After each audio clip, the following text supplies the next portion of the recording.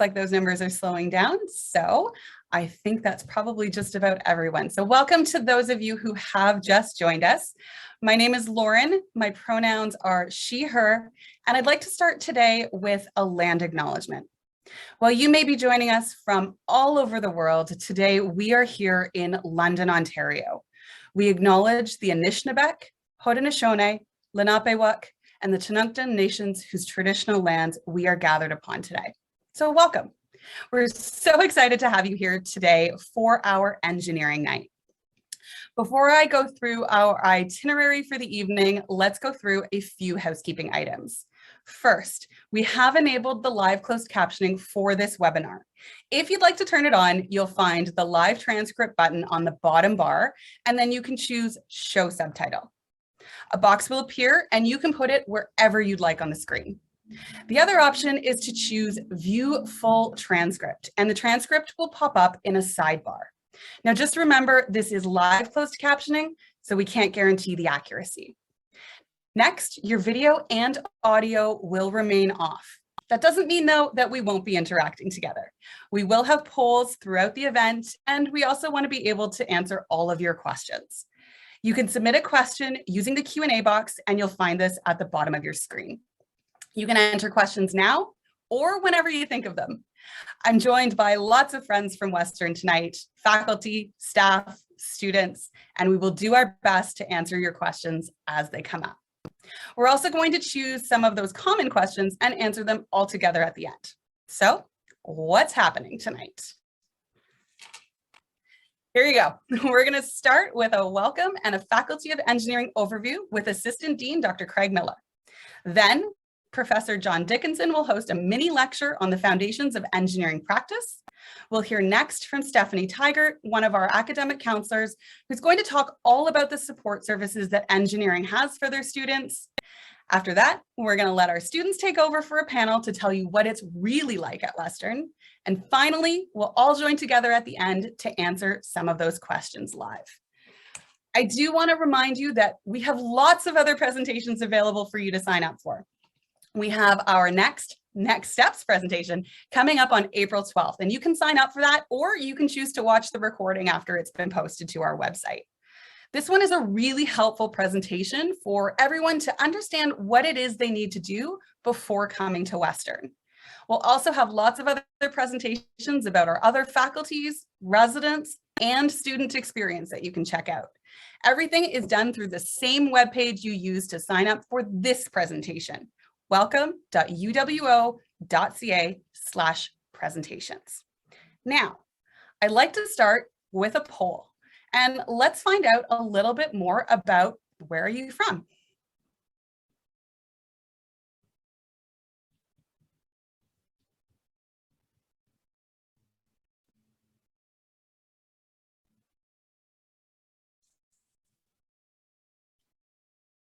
All right, those numbers are coming in fast.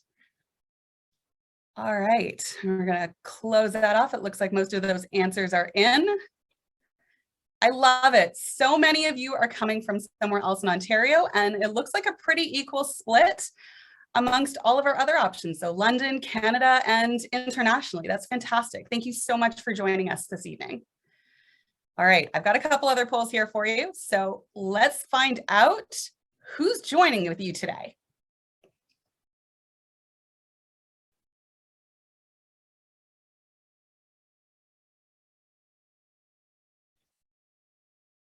Those answers are coming in fast and furious. All right. Looks like most of you are actually tuning in on your own, but it looks like there's also quite a few of you who might have some family members peering over your shoulders. So again, thank you so much for joining us. We hope you find it really informative this evening. My last poll, oops, there we go. My last poll is, what are you most looking forward to with Western? This one's a hard one. Lots of really good choices here.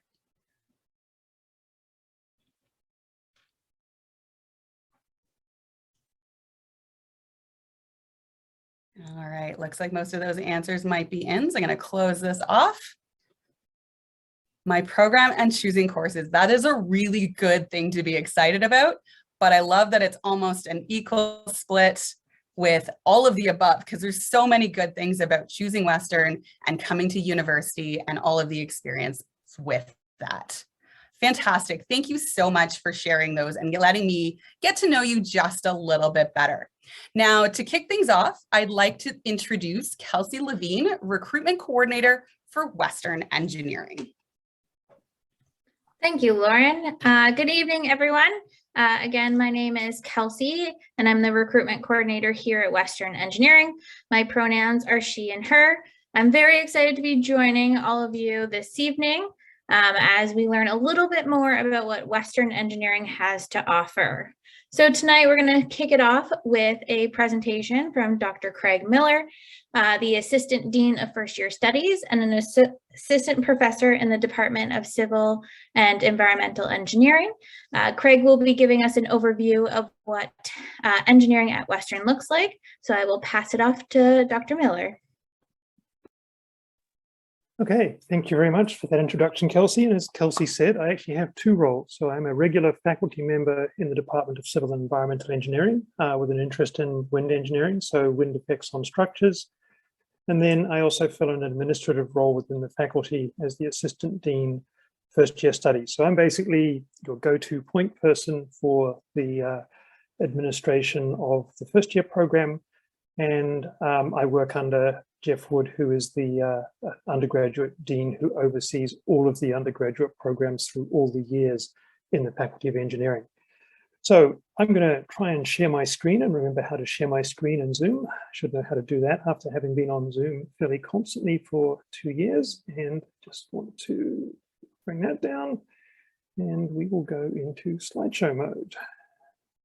So really what I'm going to do here today is just try and give you an overview of some of the key points about first year in engineering at Western. But first of all, welcome to Western Engineering, and hopefully we get to meet you in September in person when the next year starts.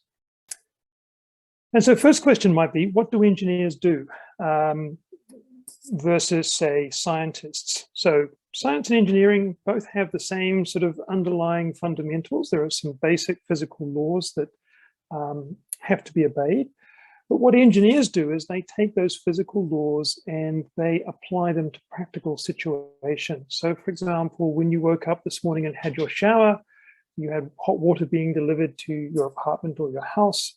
That would have come in through a pipe network that would have been designed by a civil engineer that is bringing water from wherever it's being collected from and brought into your town and then distributed around the houses in that town.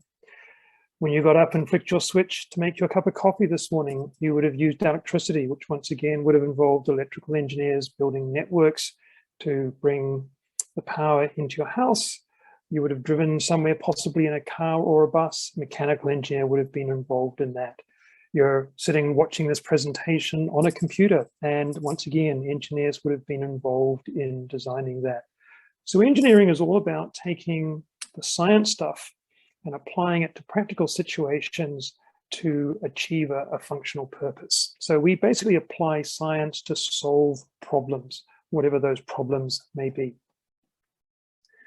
And I'm going to introduce one of our alumnus. This is Matthew Crossan, and Matthew did both a mechanical engineering degree, both at the undergraduate level, graduating with a Bachelor of Engineering Science in 2015. He then went on to do a master's and graduated in 2018. And Matthew basically arrived on campus with absolutely no interest in cars. He got himself involved in the Formula SAE racing team at Western University and went from being a team member to the manager of that team in his final year here as a graduate student. When he finished his master's degree, he actually entered an international competition and finished up winning that competition. And he ended up actually having 12 months with the Renault Formula One racing team. He spent 6 months working with one of their research groups and then subsequently spent 6 months working with the Renault Formula One racing team as a race engineer. And since then, he's moved on. He's still with Renault, but he's now working with the Renault Formula E racing team, so racing with electric vehicles rather than the Formula One race cars. But that all grew out of something that Matthew got involved in as a student club here at Western while he was an undergraduate, found himself sort of drawn to that, and he's gone on to make a very, very successful career in that to date. And obviously that is ongoing. So those are some of the things you can do with a Western degree. Obviously some people stay in Canada, but we have graduates actually all over the world working in very, very interesting places. I'm going to talk about a couple of features about the first year program at Western. First one is that Western has a common first year program. So in other words, it doesn't matter what you picked when you filled out your OUAC form. What you pick there doesn't actually commit you to going into that program at the end of first year. So in a common first year program, you'll be all mixed up together. You'll be with people who are going off to all sorts of different types of engineering ultimately when they go through into second year. And there are a number of common core courses that are designed to give you that fundamental sort of basics for heading off into your upper year programs, as well as introducing you to engineering courses as well. So it's kind of a mixture of sort of doing stuff in the science, Faculty of Science, so a couple of calculus courses, linear algebra, a couple of physics courses, and a chemistry course. And then you'll also be taking some courses within the Faculty of Engineering, so engineering statics, first programming course, learning about the way materials behave, so properties of materials in engineering. And then you'll also be doing a full year design course called Foundations of Engineering Practice, which is taught by or overseen by Dr. John Dickinson, who we'll be hearing from very, very shortly. And then finally, there's also a business course that is taken by all the first year engineering students in conjunction with the IB School of Business. So it's going to be a very, very busy first year. It's a fairly packed timetable. Lots of things going on. You're going to be mixed up with a bunch of people who are sort of going in different directions when they get into second year, but it gives you that initial foundation to move through into your individual programs and develop your interest as you go through the program. So I said that what you selected on your OUAC application actually has no bearing in terms of where you go at the end of first year. So although you have been asked to select a program on your OUAC application, you actually don't choose your physical program to go into until the end of first year. So we've just completed a period called Intent to Register. This year it ran from the beginning of March to the end of March. And that's when first year students get to pick the actual program that they want to go into in second year. And this little chart here is just actually showing you where students finish up in second year compared to where they thought they were going when they filled out their OUAC application. So in fact, something like 60 to 65% of you are actually going to finish up in a different stream of engineering from the one that you picked on your OUAC application. There's only two programs that really buck that trend. The first one is software, where about 70% of the students who pick software going into on their OUAC application will actually end up in the software engineering program. And civil engineering, about 55% of you that pick sorry, I just lost my train of thought. Pick civil engineering will end up in civil engineering. But for the majority of the rest of you, you're actually going to find something that interests you, that excites you in first year, that is not what you thought you were going to be going into at the coming out of high school. And to say, it's perfectly okay to change your mind. And to say, that's really what that common first year is about, is giving you a chance to explore the world of engineering and perhaps find something that you didn't think you were interested in when you came out of high school. But as you go through the first year program, you find that, yes, that's something that really grabs my attention. That's what I want to go. And so I'm going to sort of go in that direction rather than the direction that I originally thought that I was going to go into. Once you get into upper year, we have 7 accredited programs. So we have chemical engineering, civil and environmental engineering, software engineering, electrical engineering, mechanical and mechatronic systems engineering, and integrated engineering. And then within each of those programs, there are also sort of additional options you can pick. So for example, in my home department, civil and environmental engineering, most of the civil students do a common second year, but then at the end of second year, you get the chance to pick whether you want to, say, go into structural engineering or environmental engineering. So within each program, although there's sort of 7 headlining accredited programs, there are other options within those programs that you can pick as you go into the upper years. A couple of other things we can also do, if you're interested in doing research, you can do what is called an accelerated master's program. So that's for third-year engineering students. And what that allows you to do is in your last year of your undergraduate degree, it allows you to start doing work on a research topic that you can then put forward to a master's degree. So it gives you an opportunity to sort of fast track your way through a Master of Engineering Science degree within a year of completing your undergraduate degree, rather than taking sort of 18 months to 2 years. And then there's also plenty of opportunities if you're interested in it to get involved in research. There's a very strong summer research program where students get the opportunity to work with individual professors on research opportunities within those professors' research groups.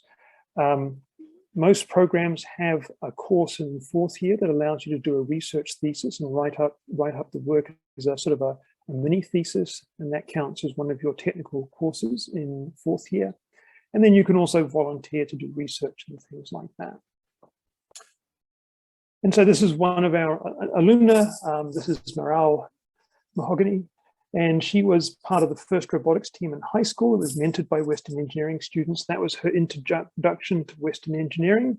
And that kind of what drew her to Western, having sort of been mentored by students from Western engineering. And now she's giving back to high school students by working as a volunteer and a mentor for the first robotics competition. And she also got involved in the Western engineering Mars team, which is a team of students who got together. It's one of our student clubs to build a Mars rover. And a couple of other little things that I would like to highlight. Western is very proud of its combined degree. So this allows you to basically get 2 degrees in less time than it would take to do those 2 degrees individually.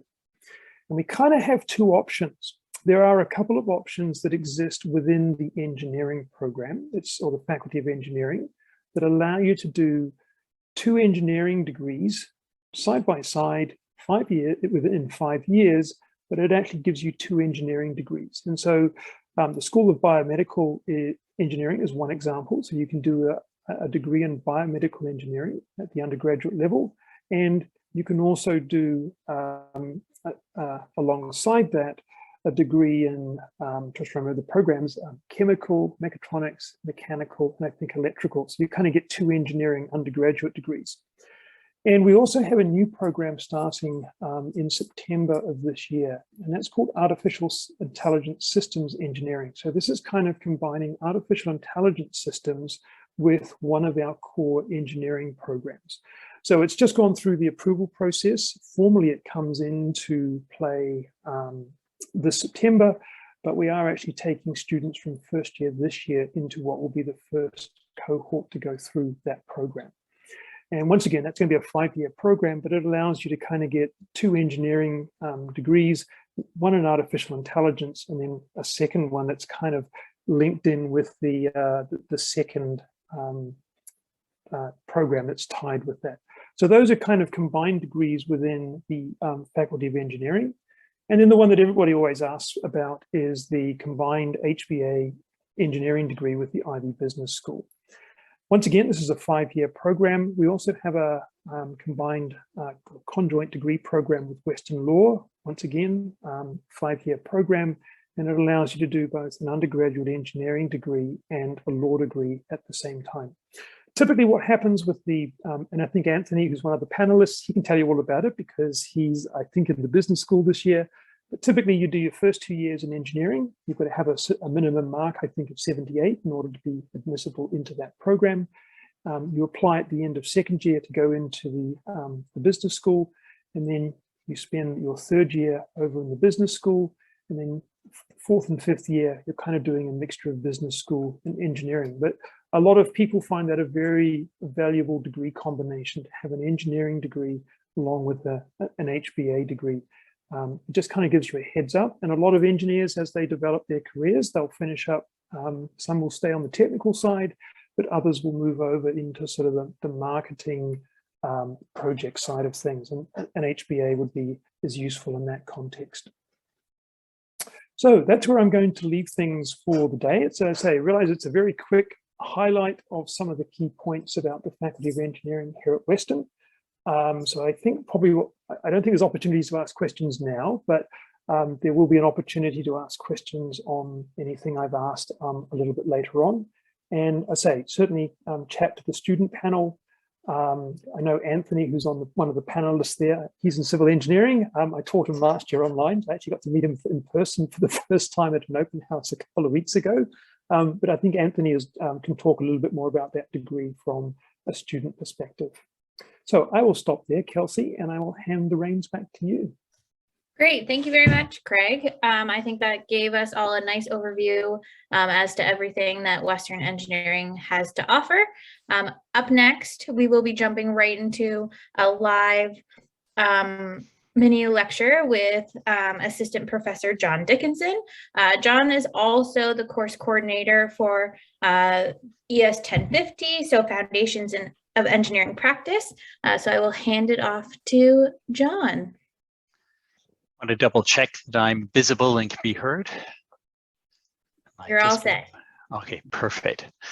I was asked to do a 10-minute mini lecture, and while I was thinking about it, I realized I didn't really want to do a 10-minute mini lecture all on what ES 1050 is about, but perhaps the best place to start is actually getting you running a little bit on kind of the first few questions that we challenge students to think about when we start the course.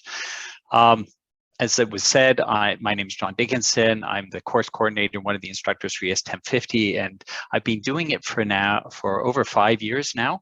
And if I really got going, I'd be talking all night. So instead, I'm going to kind of fire right into this rather than getting too excited and too distracted. One of the first questions we typically ask students is, why are you here?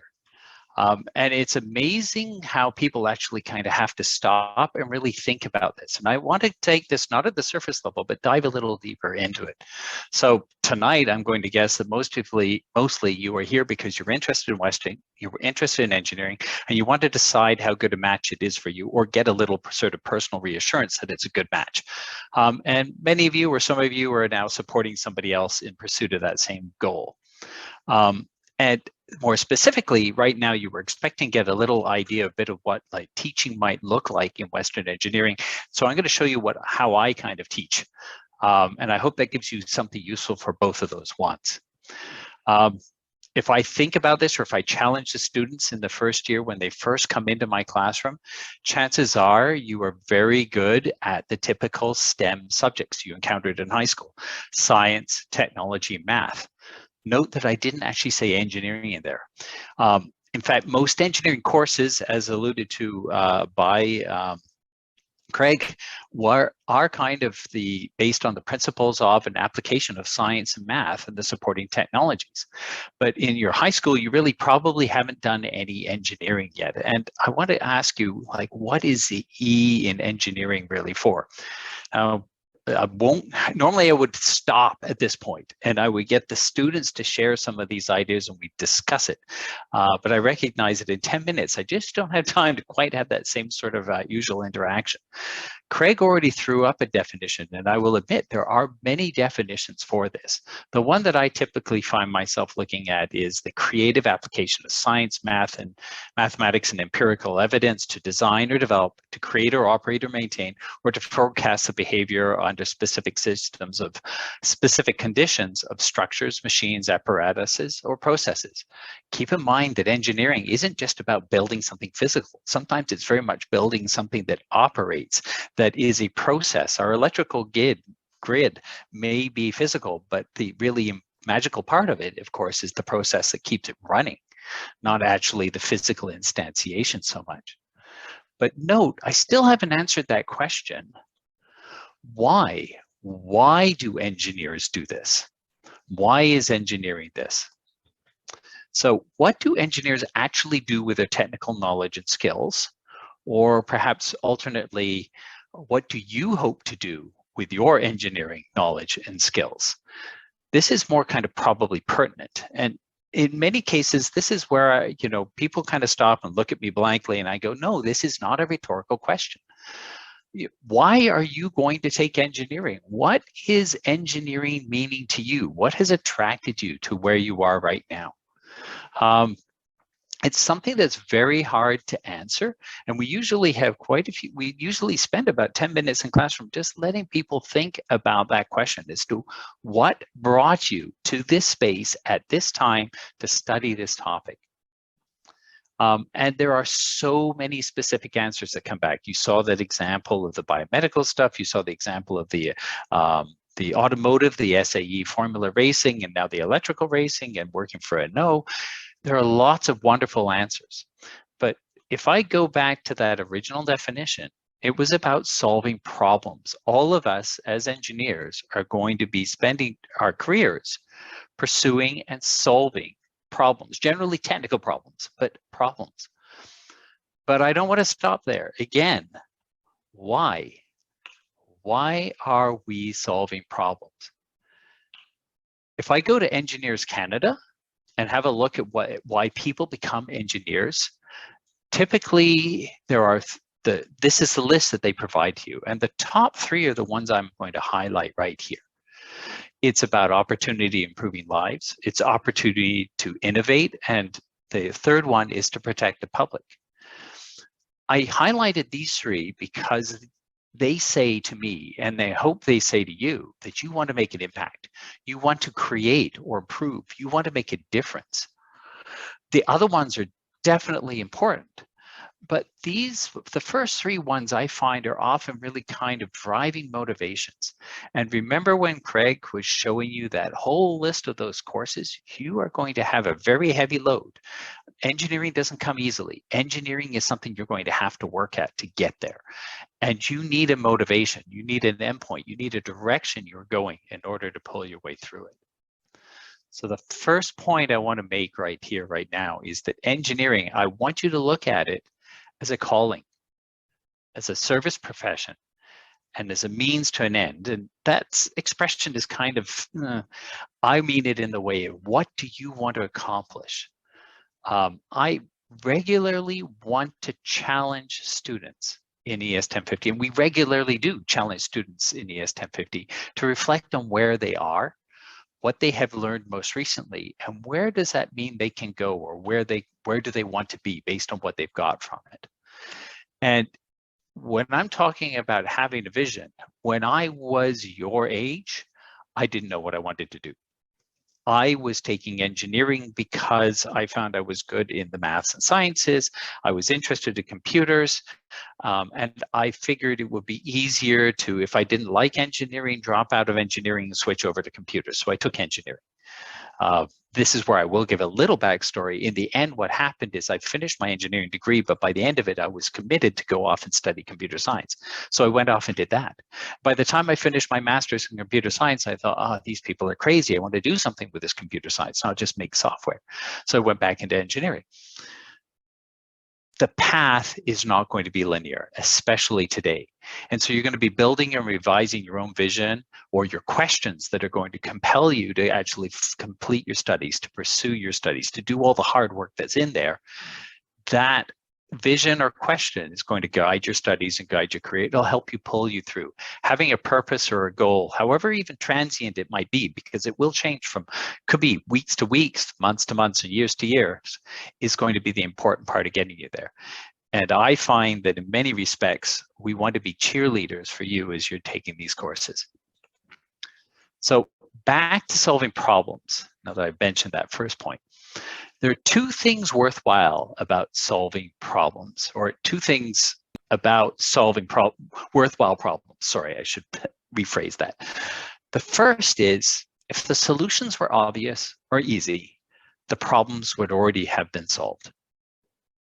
The second is that most interesting problems, most worthwhile problems, have conflicting success criteria that require trade-offs. Things like faster and cheaper, you're always aware of. Stronger and lighter. You want the strongest, the lightest bike. You want to be able to go faster, but there's always compromises that you're going to have to make. And the key thing I kind of want to highlight here is if it was your problem, if the solution was solely for you, you would have an inherent sort of vision inside you. Well, you would have sort of an innate inherent vision inside you as to what trade-offs you're willing to make. Now, I'm talking about this for a reason. So you're asking yourself, so what? Why am I raising this?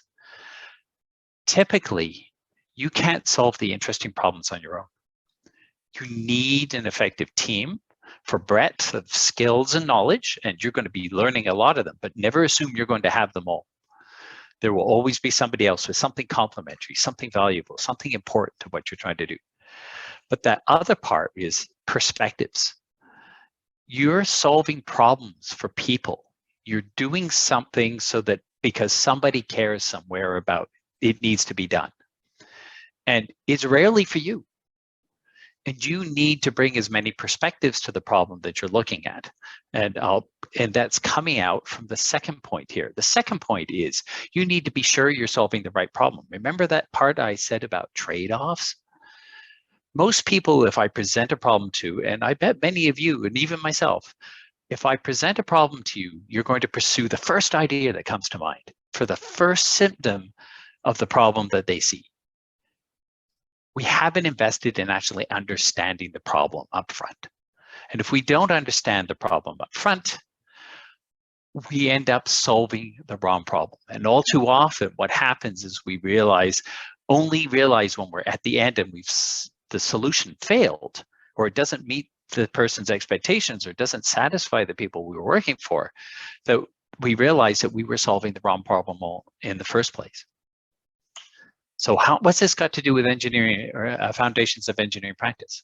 Well, basically, you can't solve the interesting problems on your own, and we teach teamwork. We do it through mentorship and practice. The second thing is you need to be sure that you're solving the right problem, and we use a process called the design thinking process, which is human-centric, it's creative, it's iterative, it's prototype-based process. And we use those two things. Foundations of Engineering Practice focuses on these two learning challenges. And in the winter, we end up working on real problems for real people. So point 2, engineering success is going to require sciences and technology, certainly, but it's also going to require creativity, communication, and team skills. So I find that ES 1050 is very much an amalgamation of all these wonderful things kind of grouped together. And the technical part of this, you'll notice on this little diagram on the right, is only one part of all the other things that an engineer needs to be. And engineering at Western focuses on preparing you or enabling you to accomplish something with your technical skills by giving you these other skills. So second last thing I want to cover here. So in ES 1050, we teach mostly through experiential learning. So just so you know what it might be like in ES 1050, teamwork, you get 2 hours a week in our design studios in teams of 5 or 6. You do one team in the fall, one team in the winter, and you're often engaged with getting feedback from your peers about how good are you as a team member? Do they like what you're doing? You get mentored by instructors and upper year TAs, graduate students. On the design process side, we challenge you with 2 or more real challenges, and we go through it iteratively, and we get to do it again and again and get better and better and find the good answers. And in the winter, like I said, we bring in real clients. We engage you with real scenarios. And then we have yet another 2 hours a week. So we've got 4 hours a week where we get into individual skills to support those projects, but that's an aside. So the last thing I want to say really is we just came out of our design showcase for the year. So at the end of the year, the first years, just like the fourth year students with their capstones, we actually have a showcase where we show off all the projects and what they created and have the external people coming in and judging, and we reward prizes. And it was a great success, and it was lovely to be doing it again face-to-face this year. So the last thing I want to give you in terms of takeaways, engineers need more than expertise in technology and sciences. Engineering is a calling, a vocation, and it's one highly regarded by society. And we want to help you explore and discover engineering practice through ES 1050. and I'll leave it there.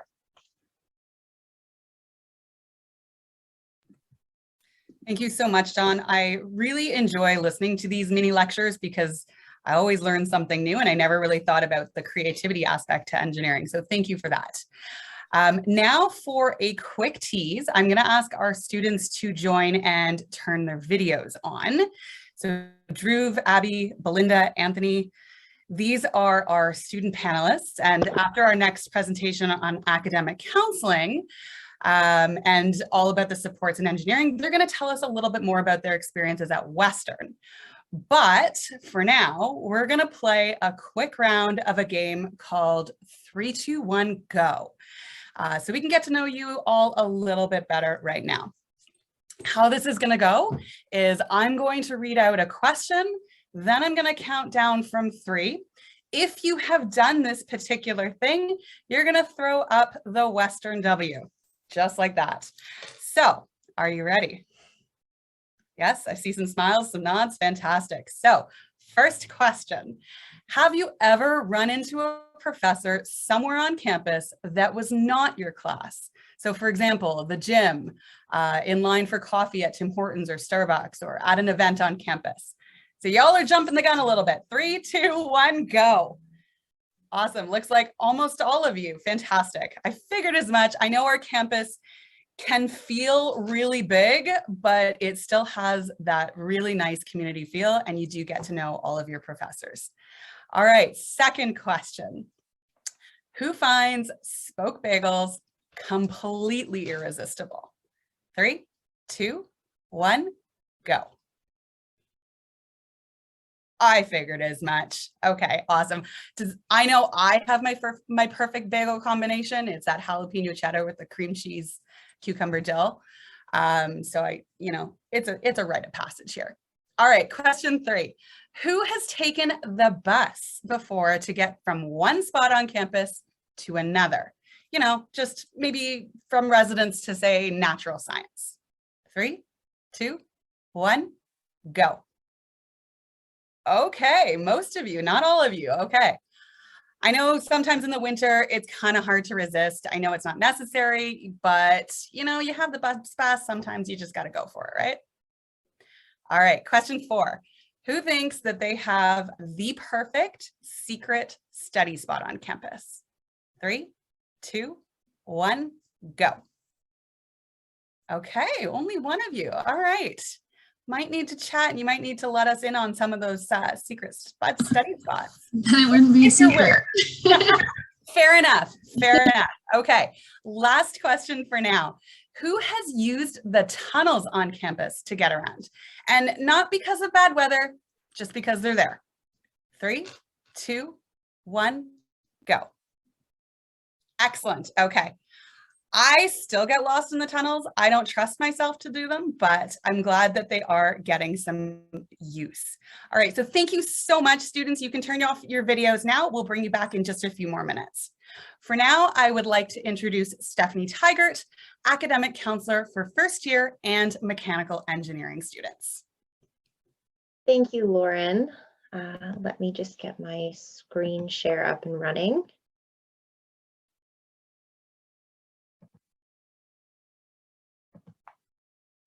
Okay, so welcome everyone. It's so great that you're here. My name is Stephanie. I'm one of the academic counselors in the Faculty of Engineering, and I'm just going to do kind of a broad overview of the supports and the services that we offer our students through the Undergraduate Services Office. Students in engineering can email us, they can drop by the office, they can email our personal emails and our main email account, ngugrad@uwo.ca. But beyond that, they can book appointments with us.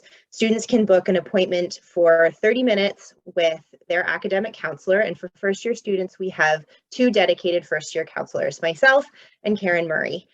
You can book those 30-minute appointments through the booking system, so you can find an appointment that works really well with your schedule. In those appointments, we talk about course concerns, program progression planning, general academic counseling concerns, academic accommodation, mental health supports, advice on policy. We kind of cover everything. I have a student who literally just comes because she wants to chat, because she was feeling isolated, during the pandemic and the online world. So really, we are here for the students and we want to talk to our students. We also encourage students to drop by the office now that we're back in person. It's really nice to see everyone's, well, eyeballs right now, but hopefully lovely faces soon.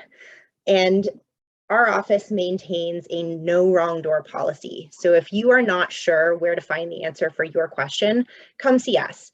Even if we are not the folks that can answer that question, we will make sure that we connect you with the office that can. So there are certain things that we can advise on, like fees or OSAP, but we know the offices that do, and we make sure to connect you with those offices so you can get the answers to the questions that you need. Also, in engineering, we have an embedded student wellness counselor, and this is something that's new this year. Sarah Hanna was hired on to support our Western engineering students. Meetings with Sarah are free of charge for engineering students, and meetings with her are not deducted from your student healthcare benefits. Sarah is well versed in the wide spectrum of pressures and academic demands that post-secondary students face. And appointments with Sarah are booked through academic counseling, so that can ensure that we give students full circle support. So Sarah connects with us about what some of the academic struggles are and how they can contribute to what a student is going through. And then she then loops us back in so we can kind of ensure that the student is getting the academic and the personal mental health support that they need as they progress through their program. Engineering also offers the Super Tutor program. So this is tutoring by Western Engineering's top upper year students, and this is a free of charge service for first year students. So first year students are being tutored by students who have taken these courses already. This year we're running multiple sessions per week on Zoom right now, but hopefully we will be back in person soon. And we try to focus those sessions on specific courses so students know which sessions they want to attend based on the courses that they want support with. This is totally free. All first year engineering students are absolutely welcome to attend these sessions. And then this is one of campus's more broad supports, the Learning Development and Success Center. They also help students cope with the demands of post-secondary learning, helping them identify strengths and develop new skills and strategies for success. The counselors there work with students to alleviate academic stress and anxiety and help develop positive motivation and confidence towards learning. I refer so many students to this office. I feel like there is never too many tools in your toolbox to help you succeed during your degree, and you don't have to be struggling to utilize these services. You can connect with them at any point. They are always happy to meet with you. Counselors in this office will go over timetables with students and help them pinpoint how they can be managing their time, organizing their study sessions, things like that. Again, this is a completely free of charge service, and it definitely helps students build strong skills, not only those students having academic difficulties, but the students that just want to learn more and develop their skills. That's kind of the broad strokes of the academic counseling in engineering. Again, we just want to get to know our students. We love to see your faces. We love to meet you. We love to engage with you. And the more you reach out to us and the more we can offer our support, the happier we are, because that is exactly what we're there for, to support you as you progress through your degree. So hopefully we'll get to meet you in September. That is fantastic information. So thank you, Stephanie. I'm right. Let's shake things up with a couple polls. So I would like to know which engineering program you are most interested in right now.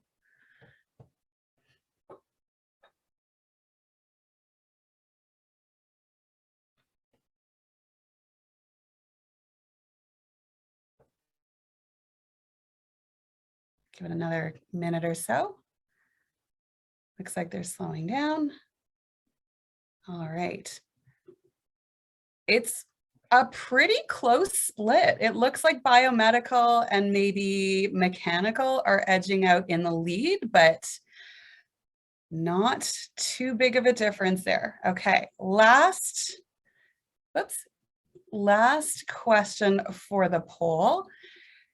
Have you decided if you're going to be joining Western yet in the fall? Those look like there was some pretty immediate, I can't wait to join Western in the fall answers. So I love that. All right. Just give another couple seconds here. All right. Okay, so quite a few of you know 100% that you are absolutely coming to Western in the fall, but it looks like there's still quite a few of you that are either not 100% sure or still deciding. So lots of time still to make that decision yet.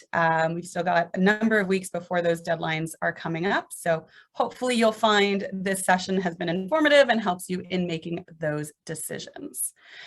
Now, I'd like to bring Kelsey back on to introduce our student panel. Thank you, Lauren. So I'm going to ask all of our student panelists to please turn your cameras back on and join me so that I can see all of your faces. Great, that's awesome, thank you. So this portion of our evening is an opportunity where we can get to learn a little bit more about the students that we have on this call and what it's like to be a student at Western Engineering. So I'm really excited to be joined by Drew, Abby, Belinda, and Anthony, who are all current engineering students or students at Western in engineering. Some of them are close to graduation, and some are in the middle of their degree, but I will let all of them introduce themselves. So welcome. So we're going to start off with each panelist introducing your name, what program you are in, what year you are in, and where you are from. So I'm going to go in order of starting with Abby. Hi, I'm Abby. I'm in my 5th year of electrical engineering with long-term co-op, and I am from London, Ontario. Thank you, Abby. And then up next we have Drew. Hi, everyone. My name is Drew. I'm in my 2nd year of mechatronic systems engineering, and I'm from Caledon East, Ontario. Thanks, Drew. And then up next we have Anthony. Hi everyone, my name's Anthony. I'm in my 3rd year and I'm doing a dual degree with civil and HBA with Ivy, as Dr. Miller mentioned earlier. Thanks, Anthony. And where are you from? I'm from Oakville, Ontario. Thank you. And then Belinda. Hi everyone, I'm Belinda. I'm in my 5th year of mechanical engineering and computer science dual degree with a long-term co-op. I'm from Nanjing, like China. I don't know if you guys know where it is, but it's close to Shanghai. Great, thank you very much. So we have some that are from close by to our university community and some that have traveled quite a distance. So my first question is actually going to be for you, Belinda. If you can speak to what it was like to move from that large distance from China to Canada to start your engineering degree at Western. I would say at first it's kind of difficult with like meeting all the new people and also with all the travels and getting my student visa, and it's kind of difficult for me, but I do receive a lot of help from Western and also from my high school too. And then overall it's not a really bad experience. So I do really enjoy meeting a lot of new people here, and then everybody is very friendly. So yeah, it was great. So it's fair to say that you were a little nervous moving across the world. Yeah, I would say that too, but also I'm kind of outgoing person, so I was not that too nervous. Yeah.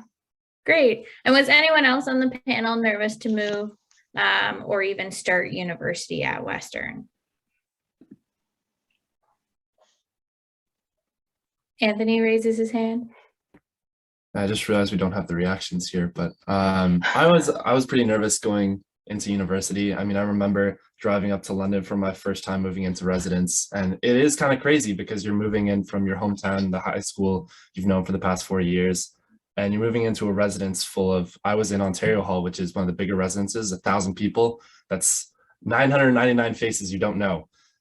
So I mean, I was pretty intimidated by that, but I think the transition happened a lot faster than I thought when I was in first year, as far as I remember.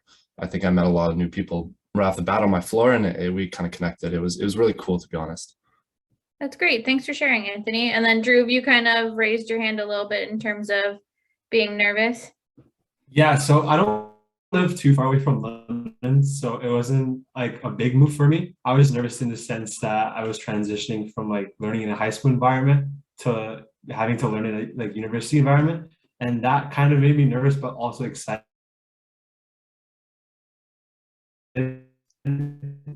because it would be like a new step in my education. So yeah. That's great. Thank you. And then for Abby, since you lived in London, how did you find the transition from being in the same city and going to university in the same city? Yeah, so I was actually lucky. A lot of people from my high school went to Western, so I actually knew upper year engineering students when I got here. It's definitely like nervous going like starting university because it is a big change from high school and like obviously meeting people in your program. But I'd say like a week, all those nerves go away because you just meet people and have a lot of fun. So it's like you get settled in and then you start classes with all the people that you met during a week. So yeah. Great. So one of the things that Abby kind of touched on and Anthony too is about making friends. So and kind of adjusting to that new lifestyle on campus. Apart from, so Abby mentioned a week, Anthony kind of mentioned in residence. Were there any other ways that the four of you went about trying to make new friends on campus? Yeah. So what I actually did is I found people during a week that had the exact same timetable as me. And then we just became best friends. And like, we actually like today took a picture under the iron ring together because we're still really close. So we kind of just like stuck together because we spent like however many hours of class, like 30 some hours of class together, like every week for 2 semesters. So that was nice, just finding people at the same timetable as you. So like meeting people in class, I'd say. And then for that, Abby, was anyone from your group of friends that year go into the same stream, or did you all go into different streams of engineering but maintain that friendship throughout your entire degree? Yeah, we all went into different streams, but we're still really good friends. That's great. Yeah. And then Drew or Anthony, Belinda, do you have any other suggestions as to how you went about building your community on campus? I would say joining some like engineering clubs or other clubs that you're really interested in. And it's a really good way to meet people. And also it's pretty cool to work with people that you have same interests, I would say, yeah. Thank you.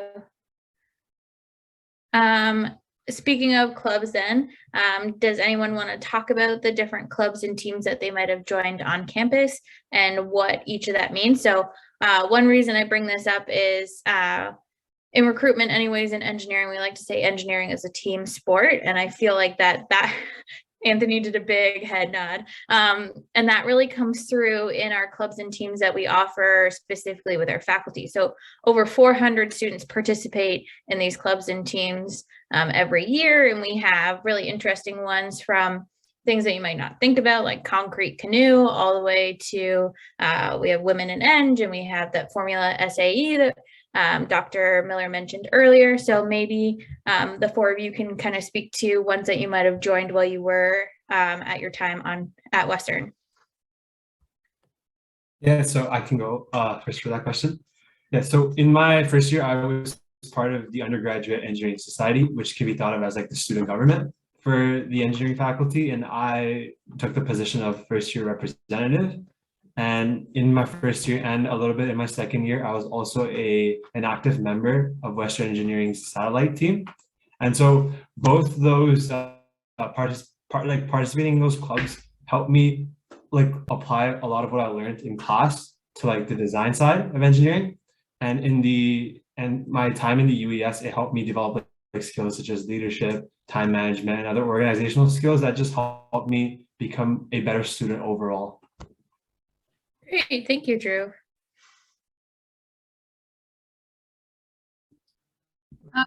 Oh, sorry, go ahead, Abby. Oh, sorry, Anthony. So I'm the VP Outreach of the Women in Engineering Club this year. I've done like other extracurriculars like ambassadors before, but this is actually my first year on the executive team for Women in Eng. And what I Okay, so I'll talk about what Women in Eng is. We hold a lot of like social and networking events for women in engineering to help build your women in engineering network. So what I found with the club is that like I became really close with all the other execs on the team. Like we're all in different years and different disciplines, but it's nice to just have friends that are not just in your class as well. But yeah, it's a really good culture and atmosphere. So feel free to join Women in Eng. There's also a first year rep position. So if that's something you're interested in, maybe you should apply in the fall. Thanks, Abby. And Women in Engineering is a great club to support but the women who are in engineering so that you feel like you have a place in a profession that you might be underrepresented in. You definitely get to bond with like-minded individuals who might be facing some of the similar experiences that you have. I say we because I've worked very closely with Women in Eng over the last 5 years. We work really hard to continue to build that network so that you have it on campus, you have it with alumni, and continuously supporting your journey. Anthony, were you going to talk about some of the clubs that you might have been a part of? Yeah, I wanted to vouch for Concrete Canoe. I'm part of WECA, which is Western Engineering's Concrete Canoe Association. Essentially what it is we build a boat made out of concrete entirely. And then every single year in May, we go and race that canoe against other schools at a national competition. So it sounds pretty crazy, but we're actually at the tail end of our project right now. We're just standing up the canoe, making sure it's ready because our competition is coming up in a month. I joined in first year with a couple of my friends. Abby said how some students have all their classes together. And when I was in first year, some of my friends we all had our same courses together. We joined this club and all of us are now part of the exec team of WECA. So it's kind of cool how we've all learned a lot and I've kind of followed through over the past couple of years. I also think clubs are a great way to connect with upper year students. I've met a lot of people that have given me insight on like how upper year engineering is like. I think that's been really important for me. Thank you. So my follow-up question to that is what drew you to Concrete Canoe? So first off, I'm pretty interested in civil engineering. I love everything concrete. It's kind of what I want to go into when I graduate, and this is really relevant to what I want to do. I also just think Professor John Dickinson was talking before about how engineering is all about being creative and design thinking, and I think Concrete Canoe is a really out of the box thing. Who would ever think to build a boat out of concrete? And I think that really drew me in when I was in first year, and it's helped me stick with it all these years. That's great. And then for the individuals that are part of WECA, do you think that or feel that most of them are based in the civil department, or are there others from other streams that are just looking to kind of develop their skills in another area? That's a great question, actually. Even though you would think a Concrete Canoe is very civil based, we have a bunch of different sub teams that are across the board. Many of our members are not in civil, actually. The majority are in mechanical and chemical, surprisingly. I think the statistics are.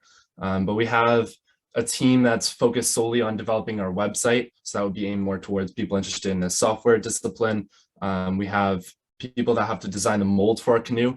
So that's a lot of SolidWorks, a lot of mechanical and mechatronics type backgrounds. I think you get a lot of people across a lot of different disciplines, and that's really cool too, because you get a lot of different insights from a lot of different backgrounds and perspectives that come together to make this project happen. Yeah, so even as your degree progresses and you might get a little bit more specific and you spend more time with a specific group of students, you still have the ability to grow that connection through different disciplines on campus through our clubs and teams. Perfectly, yeah, well said. Great. Okay, so my next question for all of you is, what was your favorite course that you took or have taken at Western? And it doesn't necessarily have to be an engineering course. So it could be outside of engineering. So I'll give you all maybe a few minutes to think. I know it might be hard. If I think back to my degree at Western, I took one that was all about the study of languages or study of words and where words originated from. So it like helped you break down the root meaning of each word and why the root meaning of that word now makes the definition. I can't remember the name of the course, but it was pretty interesting to me because then I would look at words at a page and be like, oh, now I understand why that means X, Y, Z. Okay, I have one and have a reason. So my favorite course that I've taken, I'm gonna sound like such a nerd. It's electric machines. So you learn about all these like different electric motors and like how to control them and like all your equations. And the reason why it's my favorite course is because when I did my internship at Nova Chemicals, I actually applied a lot of what I learned in that course in like real world applications. So it was really cool to see like what the motor actually looks like and actually applying the equations to settings and like drives that are controlling the motors and stuff. So I'd say that was my favorite course because I actually saw it implemented in the real world and actually have used it. Great, thanks, Abby.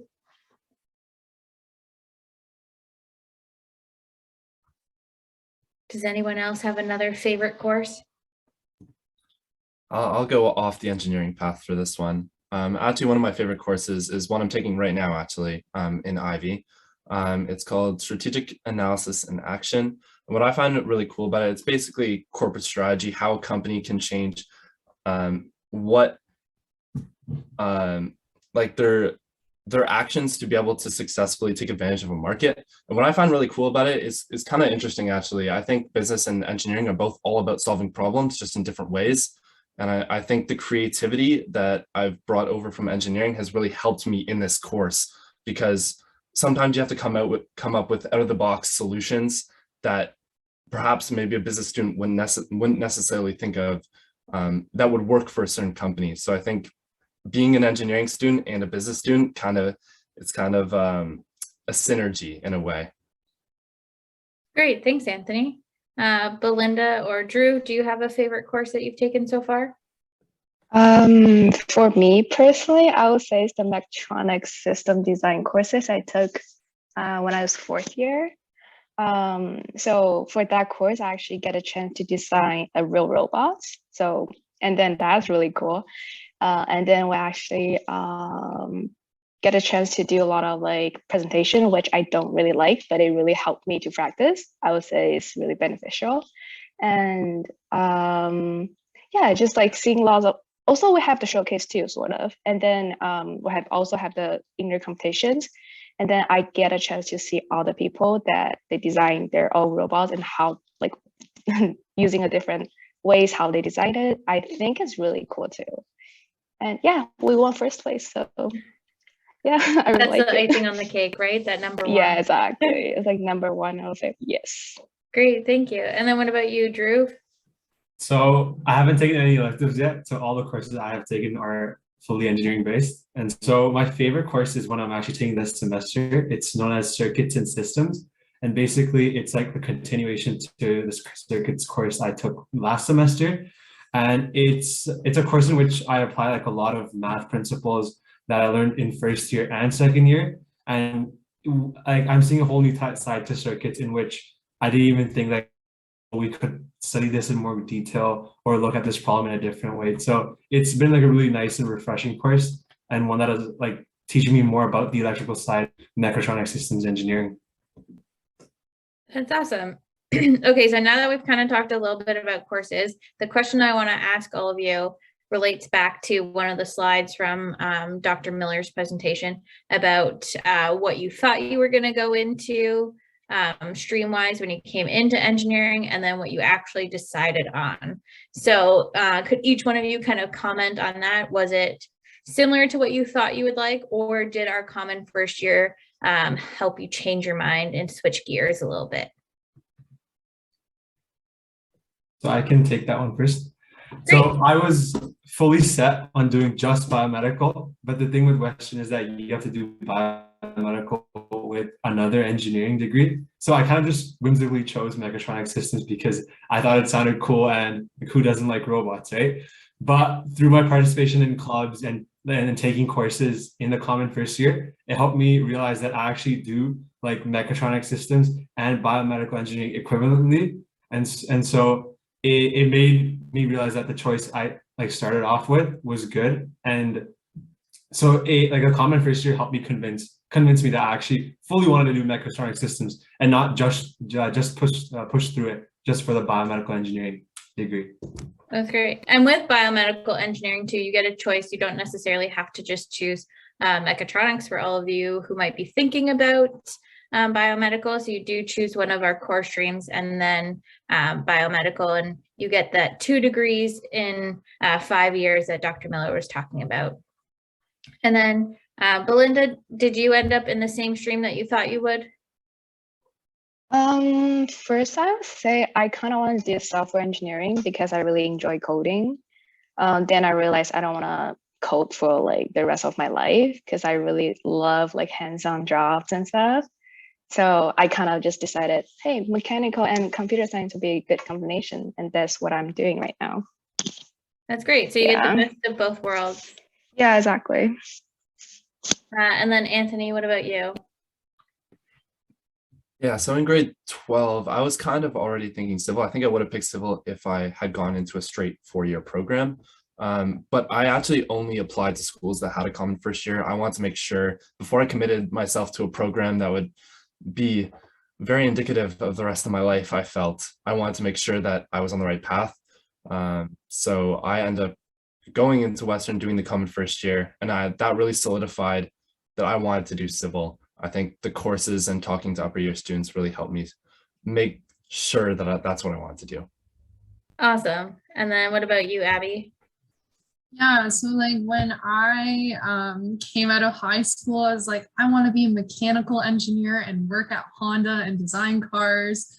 And then in first year, I actually really enjoyed physics too, which is very like electrical based. So I went into electrical, and in second year electrical, you have to take a mechanical course. And man, was I glad that I went into electrical because that course just was not my thing at all. So I ended up making the right decision thanks to the common first year. That's great. And it's okay if a course is not the one for you. You're going to stumble upon those as well. But I think it's important to realize that in engineering, it's all about persistence and persevering through those difficulties so that you can really get to the best solution that you're working for. Okay, so now my next question to all of you is thinking a little bit about residence life. So for Abby, I know you lived at home for the first little bit, and recently when you went away for your co-op and then you kind of came back to London living on your own. So this question might not necessarily apply to you, but for the other 3, if you lived in residence, what was it like? What was your greatest memory, and what would be a piece of advice that you would want to give to someone coming into residence?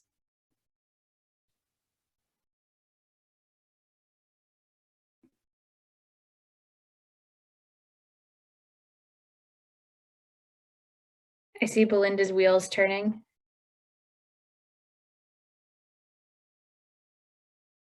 Is there anyone? I lived in the access hall when I was in first year.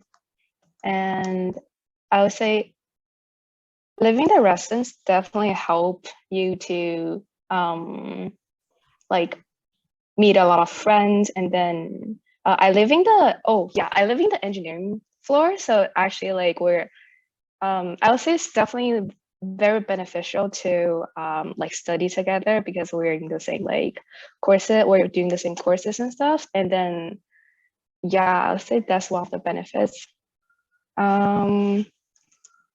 Yeah, I can't really think of anything else. That's okay. We can give you some time to think if maybe Anthony or Drew want to talk about their experience in residence. And so one thing, just to reiterate what Belinda said, is in Essex Hall, there is a engineering floor. Oh, excuse me, where everyone on that floor is in the engineering program. So in terms of getting to meet people who might be in your classes, but also in other cohorts of engineering, it's great. And then you can kind of make your study groups based off of that. But maybe Anthony or Drew, do you want to talk about your residence experience if you had one? I can go next. You asked a lot of questions at once. It's a lot to unpack. Oh, I'm sorry. No worries at all. It's a lot to talk about. So like I said before, I was in Ontario Hall. It has really good food. That's what I have to say about it. It's also a lot of people. So there's a lot of people you can meet. And so one piece of advice I would give to students is to really put yourself out there. A lot of people have a lot of different interests, a lot of different preferences and what they want to do, and being around so many people you can really find who you really bond with and connect with. And I think there's just a lot of opportunities of different people to meet with. So one of my core memories, residence feels like a long time ago at this point for me, but I remember I'm a huge Vancouver Canucks fan from the NHL, which is weird for someone coming from Ontario, but the group of guys that were living 2 doors down from me were actually from Vancouver, and they were big Vancouver Canucks fans as well. So I obviously connected with them. And I remember one night I had gone into their residence, and it was a really big game for the Canucks, and we had won in overtime. And I just remember, like, it was just so cool. I got to meet these people that I never would have met had I never been in residence. So I think it's a really cool experience. You get to meet a lot of people. And I would definitely recommend it. That's great. And then what about you, Drew? Did you ever live in residence? Yeah, so I lived in Essex Hall on the engine floor just as Belinda, but my experience it wasn't as great because I lived like in the Essex Hall last year, and like a lot of our classes were online. There were several COVID restrictions in place, so though I did get to see a lot of my like roommates and floor mates, yeah, it wasn't as interactive as I would have liked. But nonetheless, one great memory that I had was when like our entire floor got together to decorate our hall for Halloween. It had been like a few weeks since I saw like the entire floor gathered at once, so it was really nice to talk with my floor mates about something else except for engineering for once, and it was just that overall it was a really great time. Yeah. That's great. It's nice to hear that you all were able to have those moments even during the pandemic, because I know that was hard for a lot of people. So I do have a question in the Q&A box that I'm going to throw out to all of you, because I feel like your experiences will help the student. So the question is, how was the workload in engineering program different from high school?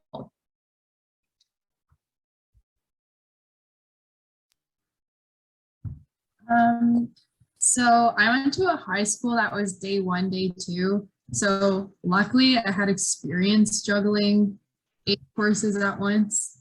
However, the difficulty and the amount of work when it comes to like lab reports and assignments and midterms and finals, I mean, it just comes down like you just gotta buckle down and do what you gotta do to get through it. It's definitely a lot more work. It's a lot more hours of class. It's a lot more challenging, but if you want it bad enough, you can do it. And if you need the support in helping balance all of that, you can reach out, like Stephanie mentioned, to anyone in undergraduate services. Yeah, that, and like I found like the friends I had in my classes, like we'd all study together. Like even on a weekend, we'd go into campus and just all study together all day. So like definitely use your peers around you too. Like I had a friend that was really bad at one course and I was really good at that course. And then I was really bad at one course that she was really good at. So we'd like help each other out. So that's like good ways to do it too. Great. Does anyone else have any other kind of comment to how you adjusted from high school to university engineering?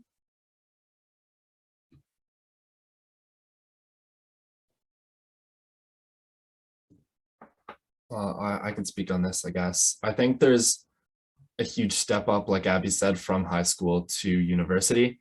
And I think a lot of first semester university is trying to figure out what works best for you. What's the best study habits that you have? How do you organize your time? It's a big learning process, and that comes with time. And it's a really important skills that you do learn. I think, like Abby said, it is a lot of work, but if you're committed to it, you're going to your classes, you're handing in your projects, you're putting time into it, and you're not afraid to ask for help. That's so huge. I'm glad that Abby brought that up. It's doable, but you have to be committed to it. I think with that too, there's also the need to give yourself a little bit of grace. I feel like everyone coming into engineering from high school, you all have done really, really well in high school. You've been a part of a bunch of clubs or community programs, and it is an adjustment when you come to university, and that's okay. Everyone who comes to university goes through that adjustment, and we do have support on campus through undergraduate services, that super tutor program. There are opportunities where you can get that support as you move through that adjustment. So the second part of this student's question was, how have you all balanced the different workload in engineering with clubs? Has that been a challenge for you all, or have you kind of appreciated the break from schoolwork and being able to dive into an extracurricular? So I can take that one. So what I found works best for me is that ever since I got into university, I got into the habit of scheduling a lot of not only my work time, but also my play time. And and I also incorporated that same mindset with my extracurriculars, just so that I ensured that when I did have some time off from, work and school, I would set aside that time to do something fun like extracurriculars and not just like passively spend my time watching TV and then, regretting that, oh, I should have participated more in this club. It would have been more fun. So yeah, scheduling has been a big part of like of my routine in university, and it's definitely helped me a lot in managing my school and clubs. And yes, it definitely is possible. You just have to find the right balance of work and extracurriculars that fits you, because it doesn't matter how many clubs you're a part of, but more so how involved you are in just like one or two of them. That's great. Thank you for that, Drew. Does anybody have anything else to add? I think the scheduling scheduling your time, whether it's work and play, is something that I didn't realize was so prominent with students in university. And I think that that's a great skill that you all have kind of adapted to and developed on your own. So the last question I have for the student panel before we get to a general live Q&A section is, why did you choose Western?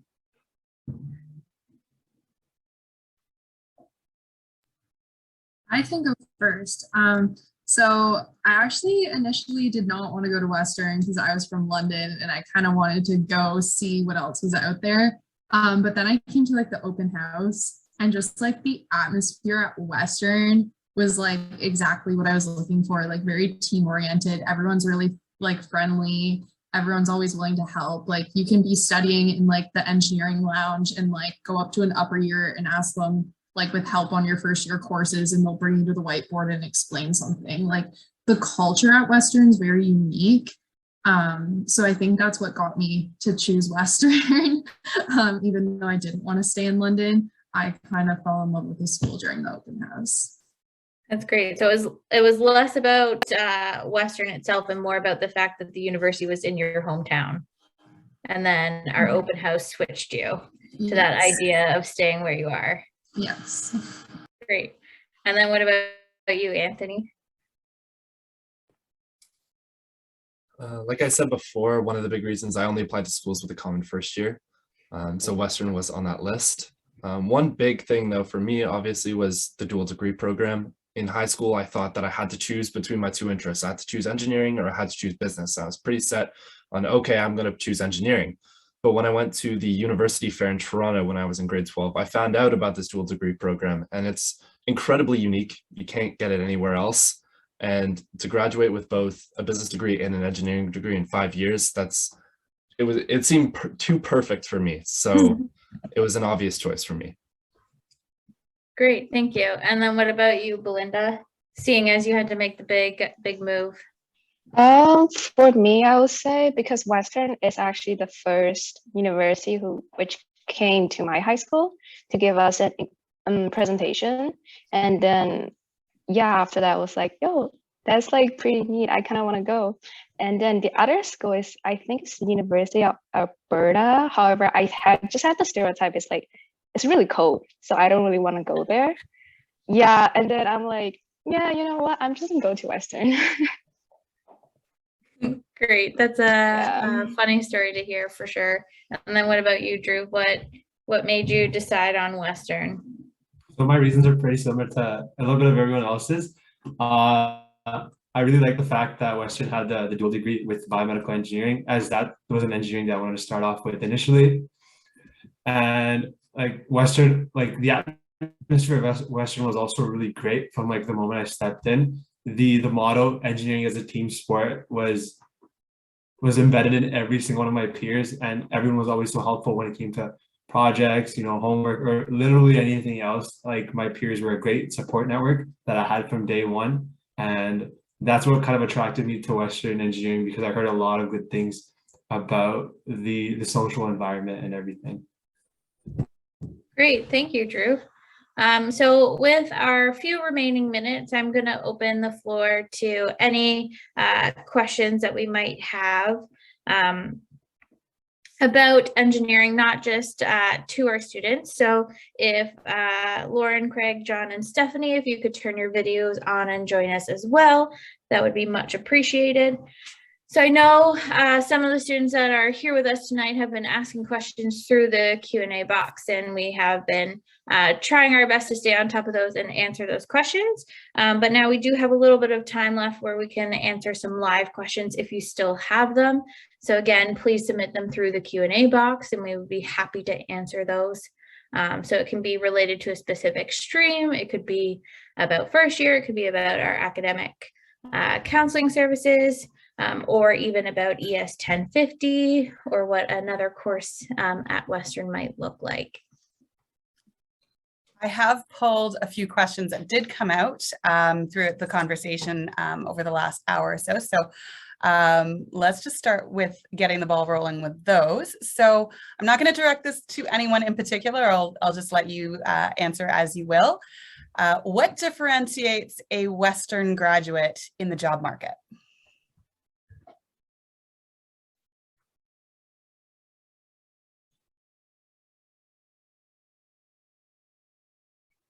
Ooh.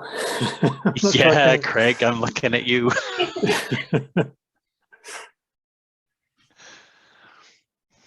Sorry, on the hop here. I think for those graduates that have got a dual degree, there's obviously an advantage in having a dual degree. I think of where some of our engineering students have gone, and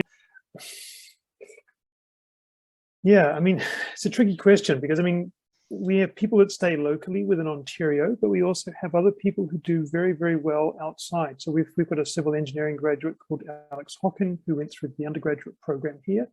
She did graduate work, I think, at the University of Toronto, and she's now living and working in Holland for one of the big water research companies there. So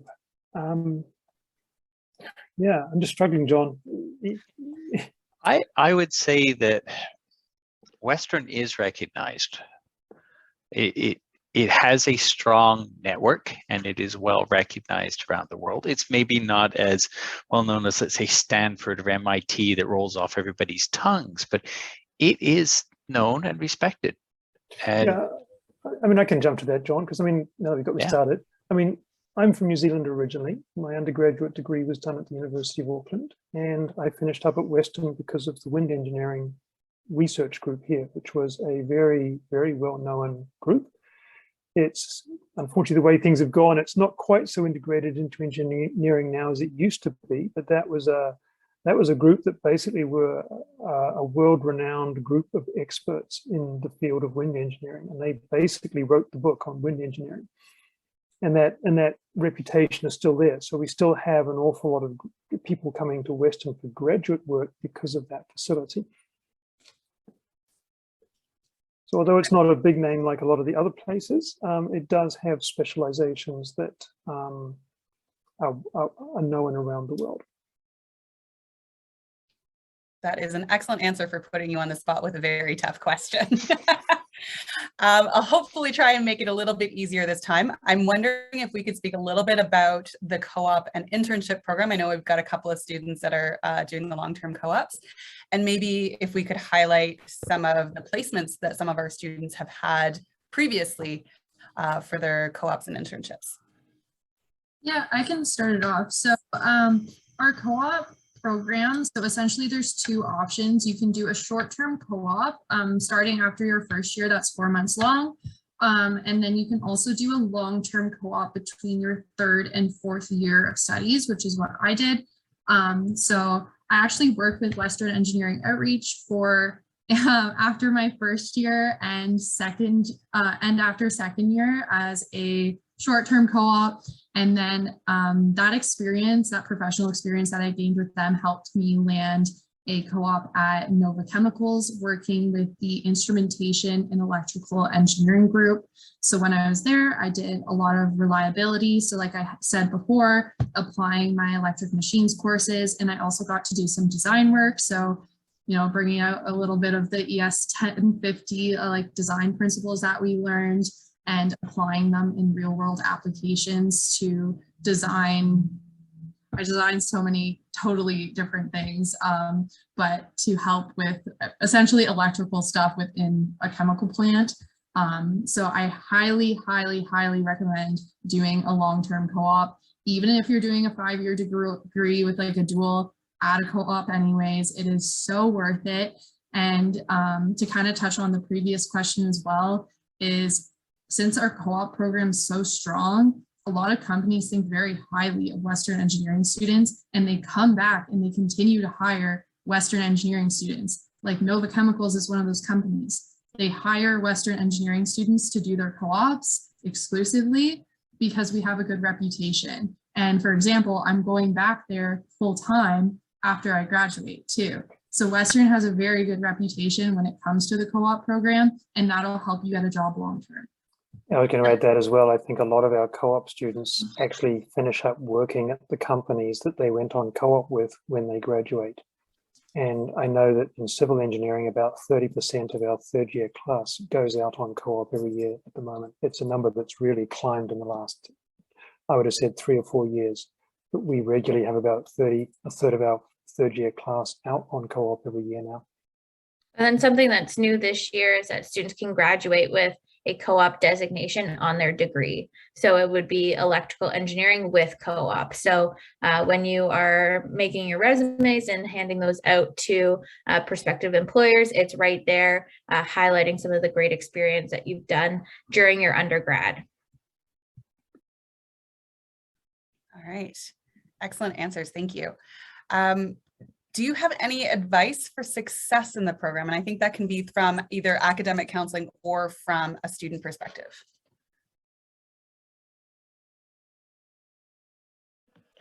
Well, from a counseling perspective, use your resources, use our office, use learning development and success, use Super Tutor, engage with your peers, engage with your TAs and your instructors. You know, you're not an island.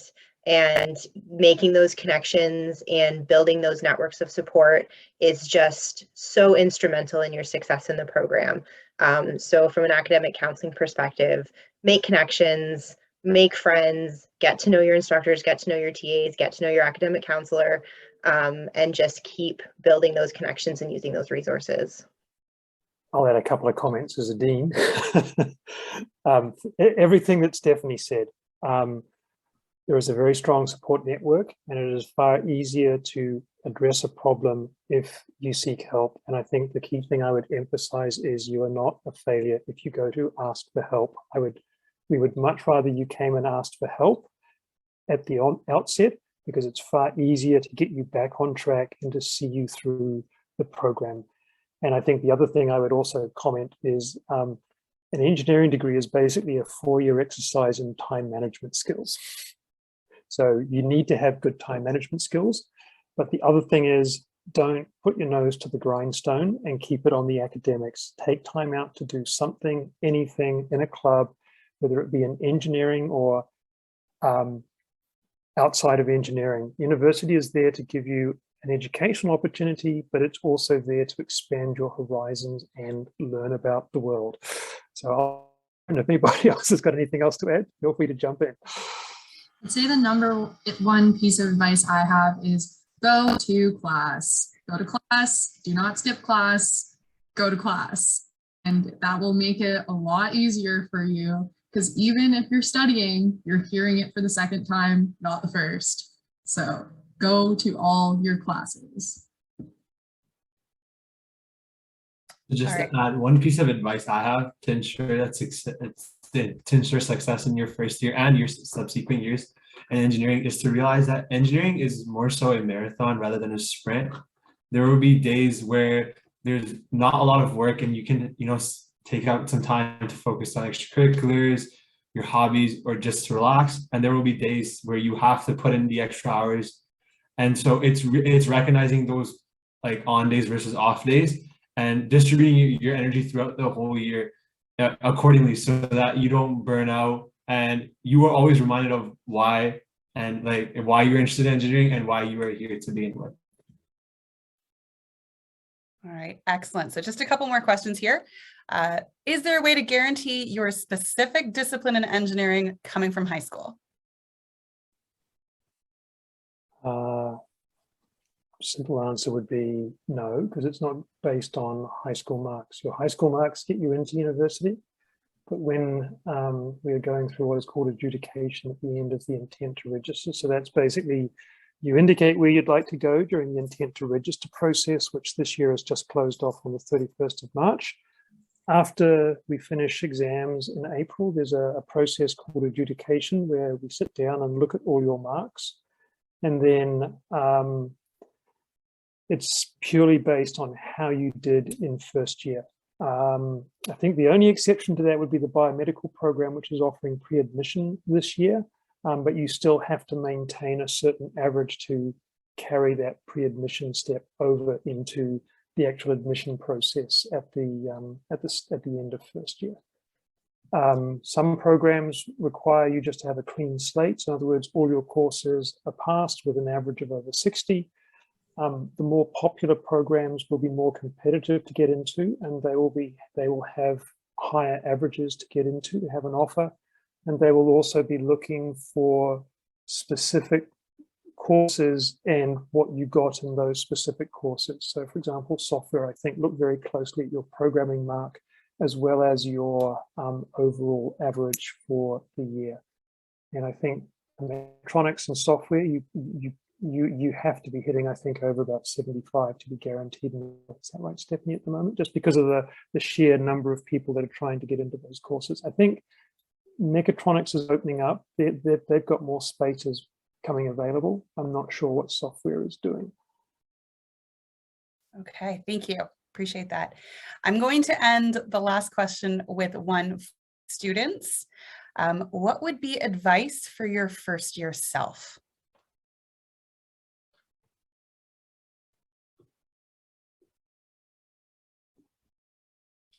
I think one thing I really wish I had known going into first year was don't be afraid to make mistakes. Mistakes are okay as long as you learn from them. I think I had a mindset coming into university of perfectionism, I guess, and that really hit me hard as I got more into the year.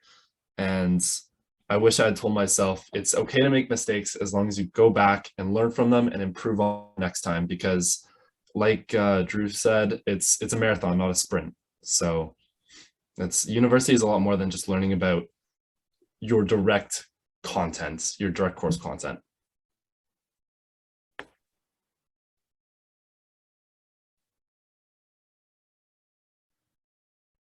Sorry, I was answering a question in the chat. Can you repeat the question? What would be advice for your first year self?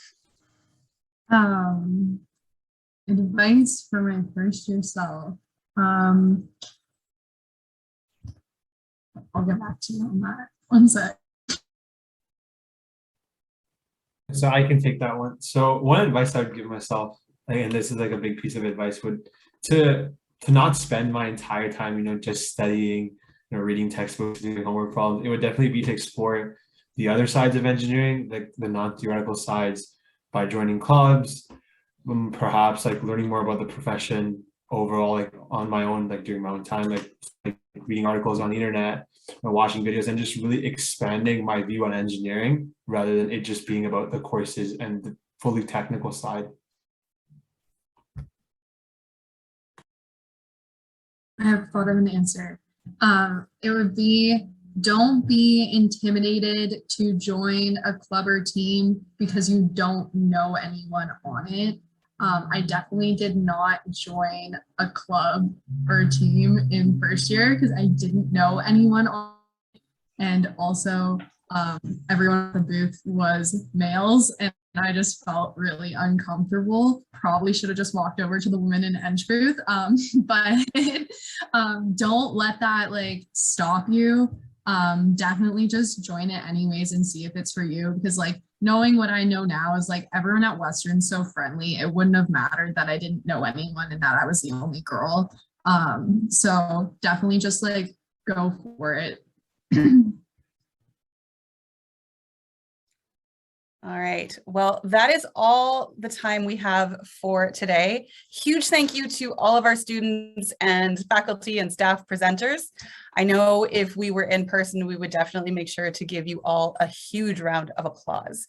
I also want to thank all of our participants for joining us tonight. We hope that you got the information that you needed.